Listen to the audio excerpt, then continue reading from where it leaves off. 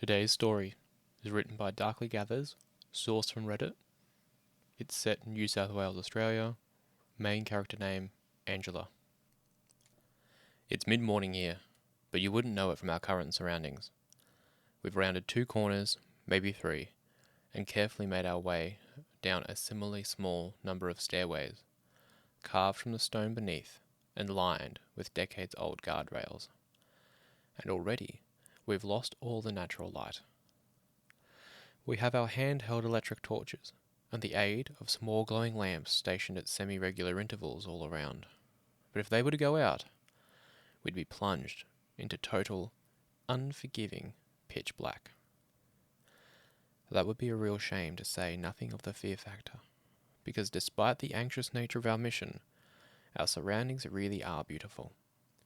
The caves through which we walk are vast and open, beyond description. Great, pale stalactites hang like spires of some ancient, impossible city from the ceiling. To crane one's neck to look up at them treats you to an exciting and exhilarating sense of vertigo. The lamps I mentioned earlier glow in a number of soft colours, low greens, pale blues, and deep purples, and they align the world around in magical and mysterious ways. The rock formations, in the corner of your eye, look like sparkling giants, curious creatures resting in the shadows, or as towering, fantastical buildings, home to any number of tiny, secretive, cave-dwelling inhabitants. I don't know. I guess I let my imagination get carried away at times. And we have an important duty here in this cave. There were about 30 of us altogether to start with, but 10 groups have already veered off on their pursuit. The pursuit of the missing girl. She disappeared 2 nights ago. The prevailing theory is she came down here alone and got herself lost. Probably looking for the Maban Courage, the greedy thing, snorts a woman in front, in a haunting voice to her neighbour. Give her a break, I muttered quietly to the girl next to me. She's only 13. The Maban Courage, for which the caves are named, are a pseudo-mythical set of precious stones, glowing quartz and gems that the caves are supposed to house, worth in theory an absolute fortune, even though it's not known if they've ever been found, or whoever named the caves after them in the first place. As an ex-teenager myself, I couldn't help but feel that the more likely reason for the girl's disappearance was for a bit of bloody peace and quiet, and for some introspective thought. Maybe she wanted a mystical place all to herself in which to vent. I get it. The missing girl's name is Maisie. She's been on the news and everything. That's where I saw the call for volunteers to help in this very mission. I'm no caving expert, but I've been here a couple of times before with my folks. It's a good day out. The atmosphere today, however, is very different. Another group of 10 are sent off on an adjacent set of stairs into the caves. Us remaining 10 continue our descent. The stairs round a corner of rock and our surroundings open up further, lined with great, far walls in the distance, glittering in the gloom on all sides. Wow, it's gorgeous, I murmur. The woman in front turns to me with a glare. Try to appreciate the severity of the situation, okay? Have a little tact. I flush with embarrassment, muttering out an apology and hating myself for doing so. But then, I don't know this woman. To be fair, she would be one of the girl's relatives. Maybe that's why she felt so confident in criticising her earlier. I tend to make excuses for people. I don't know if it's a strength or a flaw. The girl beside me squeezes my hands, which is nice. About my age, maybe 18, 19. I know her name is Darcy. Dark hair, nicely styled, especially considering we're down in a cave. Most of it's hidden under a hard hat. I'm getting distracted. This is serious. Our remaining group of 10 splits in half, with 5 being led over the little, knee-high rope fence and down a passage to our immediate left. A man calls back to us, to the grumpy woman specifically. Are you alright to lead this one, Margaret? It's no problem if not. We can keep our group of 10 if you'd like. The woman chuckles back and adjusts her glasses.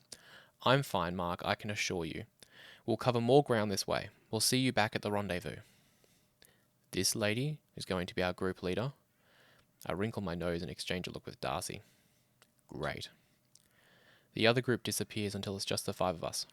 Margaret leads a little deeper into the cavern, still illuminated, but in an area I've never been before. I've never been this low before. Down we go. Down, down, down. My heart is beating fast. I don't really know why. I guess because I don't know what we're going to find down here. What if we do find the girl? What if she's dead? I push the thoughts aside. There's plenty of water down here. She could definitely still be okay. Margaret stops and swivels on her heels. The rest of us shuffle to an awkward stop. Right, she says, clapping her hands. Do we all have our radios? Hard hats securely fastened. There's a general murmur of assurance. I want you all to pay very close attention to me as we descend further down. Is this understood? Yes? My word is as good as golden from here on out. Caves are dangerous and not to be messed with. The other two members of our group, a couple of guys in their mid-20s, one of them chirps up.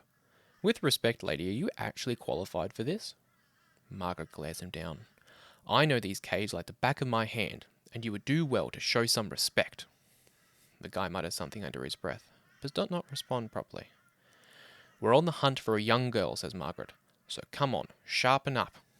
She turns again, clicking on her torch, and she leads us off path, past colossal clusters of rock, through a naturally arched passage in the stone. Little lamps are further apart now, and not so bright. One of them flickers, buzzing as we pass it. It throws jumping shadows up across our surrounding. The light recedes, and the shadow grows. Darker and darker. Creepy, Darcy murmurs, shivering. Nonsense, Margaret replies from ahead. Stick close, there's nothing to be afraid of. Look out into every crevice. Keep those eyes peeled. Maisie could be down here somewhere. She's a bit special if she got lost by these lamps, mutters one of the guys. They lead right back to the entrance. That's why we're going deeper. What's your name, young man? Margaret snaps. Gazza. Gazza? Margaret repeats with disgust. Yeah, that's right. And this is Jamie. His mate nods to her and to us, smiling. I smile back. Mm-hmm, Margaret mutters in response, unimpressed, leading us ever onwards and downwards. Excuse me, Margaret, I ask as we resume walking. She looks back over her shoulder. The lamps are far apart now. I think we're reaching the edge of their reach. Yes, Angela, was it? Yeah, I reply, that's right. Did you know her, Maisie, the missing girl? No, I didn't. What gave you that idea? I shrug. No reason. Margaret makes a little noise, and besides me, Darcy points a torchlight up to her face, so I can see her rolling her eyes. The little lamps don't give off any heat, but the cave seems nonetheless to become much colder as we leave them behind. I wonder if Maisie had anything warm on her when she came down. If she came down. She might not even be down here. But it's worth a search, regardless. It's creepy enough in here with the torches, and in the safety of a group. I can't imagine how Maisie might feel. Would she have brought a torch of her own? Or is she lost, alone, in the dark? It's so quiet. So bloody quiet. Our breathing sounds suddenly so much louder. Our footsteps are loud against the rock. My eyes dart constantly from left to right as flickering, torchlight-thrown shadows catch my attention again and again. Jamie stops at the edge of a relatively steep drop and calls down to the gloom. Maisie! He says loud with his hands around his mouth. Are you down there, girl? I presume Margaret is going to scold him, but she does not. What happens instead, to my dismay, is Gazza creeping up behind his mate, shoving him hard in the back. Hey! Darcy calls out, and Margaret turns at once to witness Jamie expel a shocked gasp of breath and stumble forward over the edge. The humour drains from Gazza's face as he throws a hand to try and correct his prank, to try and grab his friend by the shirt, but he isn't quick enough. We all watch in sudden panic as Jamie slips and stumbles, falling over the edge, and down into the dark. Jamie! Gazza shouts, his hands on his head. He scrabbles to the edge on hands and knees. and with a grunt of pain and frustration, we hear Jamie grumble in the shadows down below. Torches are pointing down in his direction, revealing him rolling around in pain about 3.5 meters down. A long way to fall when you're not expecting it, but not lethal by any means. He groans as he squirms on the rock. "Stupid boy," Margaret barks at Gazza. "I'm sorry, mate," Gazza shouts down. "You fucking moron, Gazza," Jamie calls back up. "What the frick is wrong with you, you dumb bastard?" Gazza grimaces but doesn't reply. "Maybe we should radio the others," I suggest, glancing cautiously from Gazza to Margaret. "We could call for some rope or something?" "No," Margaret shouts at once. The others look back at her. She goes, there's no need to bother the others. I know a way back up. I've been here before." She calls down to him. "Try to stay roughly parallel to us, Jamie. We'll get you back up in no time. Follow our lights and voices." Jamie grumbles. "Yeah, alright, if you say so. I'm good to walk." As he climbs with a grunt, stretching his legs and arm, then keeping pace as Margaret leads us out at an angle, a diversion from our original route. "What'd you do that for?" Darcy says to Gazza. "Idiot!" To his credit, Gazza actually looked embarrassed. "I know, yeah. It was an accident." He looks at me, rubbing the back of his neck awkwardly. "It was just a joke. Didn't think he'd actually fall in."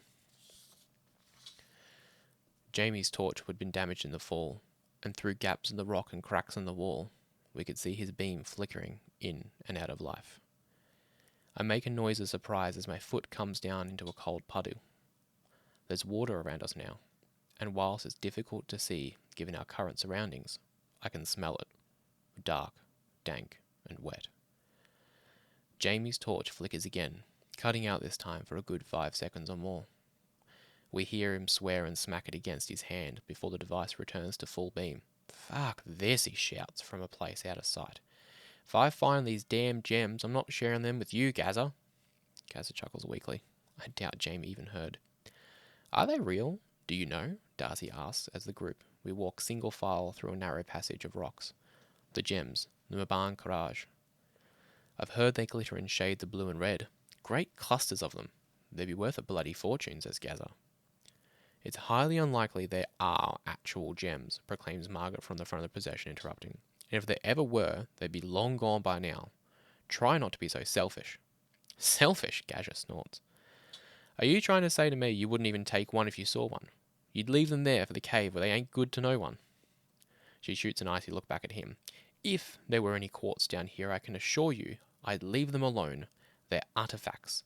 I'd log the location and inform the relative experts so they could be studied." "Bullshit, you'd take one."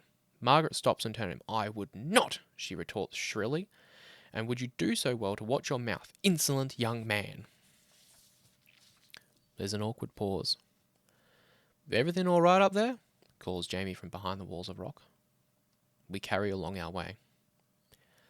After 5 minutes later, Jamie returns into clear view. Us four stand atop a ledge, a mere 2 meters tall. We could haul Jamie up from here with relative ease. If he can get to us, that is. As between us lies a drop of immaculate depth. I peer over the edge. It goes down, down into the depths of the cavern below, filled with mighty, upward-pointing stalagmites. Jamie looks down into it and back at us, throwing out his hands. "What the hell is this? I can't make it across there. I thought you said I'd be able to make it." I try to shine the beam of my torch down to the depths of the drop, but curiously my light only seems to go so far. I don't understand it. It's as if the light is caught on a sheet of invisible film stretching across the gap. I struggle to make sense of it. Margaret says, rubbing her chin. "It is, admittedly, a little wider than I remember it, but you should be all right." "What are you talking about?" Jamie calls back. "You don't want me to jump it, do you? No one can jump that far. That's insane." "Have a little patience. Goodness," Margaret shouts back, then crouches to pick up a small piece of rock from the ground. She leans over the edge and tosses a small stone to the drop. It falls past the height of our little 2-meter outcrop, and then it disappears. My mind struggles with what it's seeing. It's as if the rock has struck the invisible sheet of film, rippling and vanished from sight. Then I realize there is no drop. The hole in the cavern is nothing more than a body of water. A body of water so still, so impossibly still, that it reflected perfectly the view from above our heads. There were no stalagmites pointing up towards us.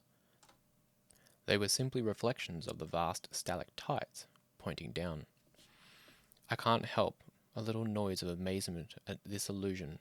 Whoa. You'll just have to swim across, Jamie, Margaret calls, and Jamie responds with a string of swears. You're such an idiot, Gazza. Gazza calls another apology over the pool. How deep is it, Margaret? Jamie calls. I don't know. Not deep, but you'll have to swim. Fuck's sake, he grumbles, easing himself down into the cold body of water. After a pause, he shouts, Not deep! I can't feel the bottom! Just swim, Jamie, he mutters to himself as he begins to drag his body, equipment and all, through the water. It won't be helping him, but he's a strong-looking lad, and he has no real difficulty in the process. Illusion broken, the water has turned black and shivers with Jamie's movements. A breeze ripples the edge of the natural pool, little waves churning softly in Jamie's direction. Except there is no breeze. That's why the illusion worked in the first place. The air in here is dead still. Listener, you might have experienced this feeling. It's a rush of cold and deeply unpleasant panic. It's a fear that starts low and shivers its way up your body. The sort of feeling you were subject to when you realize you might have made a catastrophic mistake, or in particularly fucked up in a bad way. It's kind of what I feel now, but it's more primal, heightened by our alien surroundings. I try to speak out, but I can't. Down there in the darkness, something slithers through the water. I'm sure of it. Beneath the black surface of the little lake, there is movement. I finally force words out of my mouth. I think Darcy might have seen it too. Jamie, I shout. He looks up at me in shock. There's something in the water now! Move! You have to move! And a faint light from an unknown source is made clear to us, reflected in the rippling on the surface, but its source is down in the watery depth.